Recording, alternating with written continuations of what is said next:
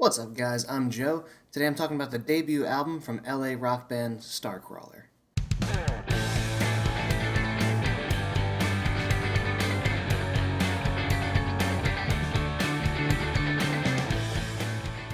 So, LA rock band Starcrawler are here with their debut record, self-titled Starcrawler. Overall, just a very fun, in-your-face rock and roll album. Pretty cool to see coming from a relatively young group. Their age ranges, around 18 to 22 or so, I think. Female vocalist Era DeWild. Really quite a spectacle from what I could tell from some of their live videos. Has a very, kind of Iggy Pop attitude as far as just the kind of in-your-faceness of the music and vocal performance, but also the physical aspect of it as well. Like, her kind of on-stage mannerisms and the kind of craziness going on there. Very cool to see from a young band. I'm excited to see this sort of revivalist thing going on with some of these like pretty young bands. You have Starcrawler doing this very, late 60s, early 70s punk kind of thing.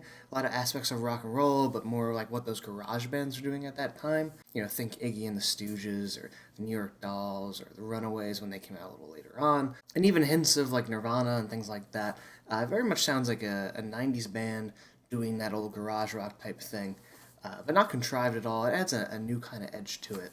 And I just think it works, really well. There's a lot of great energy on these tracks. As I said, in your face, like lyrical and, performance-wise. It gets right to the point. This is just a 28-minute record, much like the run times of some of those old punk records this is definitely inspired by. Train gets things off to a very energetic, fun start. Just a wall of guitar sound, very crunchy, garagey sounding guitars on this whole album, with some very great, fun riffs to go along with it. You get the first taste of the vocals here, which, the singer Arrow, really channeling a Joan Jett kind of feel on the vocal performance, which I do enjoy. Guitarist Henry Cash provides a bit of vocals as well on here, trading off with Arrow in a couple of these tracks. This first pops up in the next track, Love's Gone Again.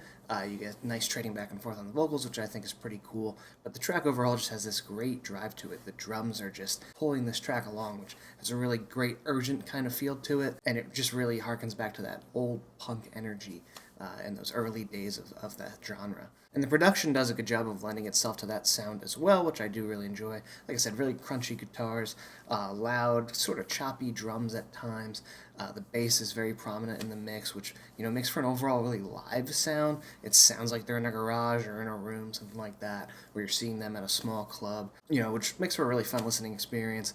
And definitely makes me want to see them live if they come around at some point. Lead single, I Love LA, takes a, sort of bluesy approach with the guitar riffs, nonetheless packing that punch still as the previous tracks had. But this song really showing that the band has a lot of melody to offer as well. The song, like the bare bones of the song is really good, really catchy stuff going on both in the verses and the chorus.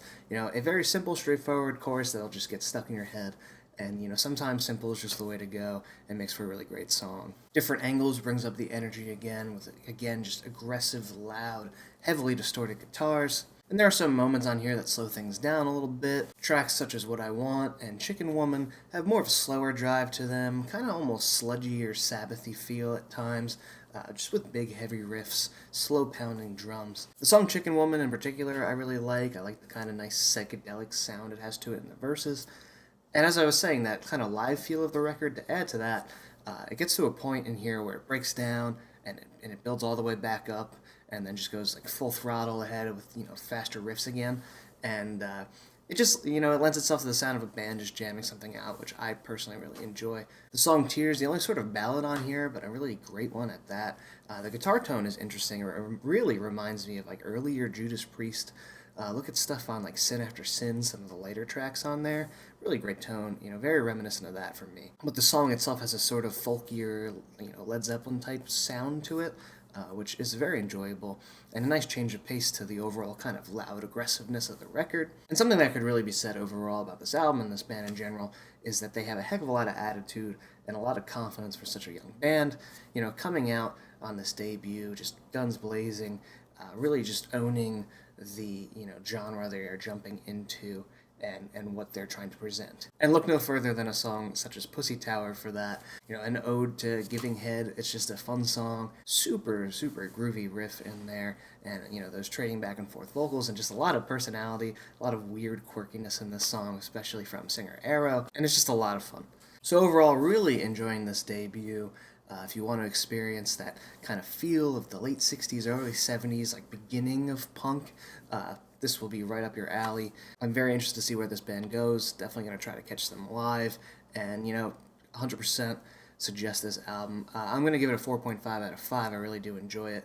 Not a bad track on here, and it's just, boom, 28 minutes in your face. And yeah, can't recommend it highly enough. So thanks for watching. As always, don't forget to subscribe. You can check out some other reviews on the channel. And yeah, I'll see you guys next time.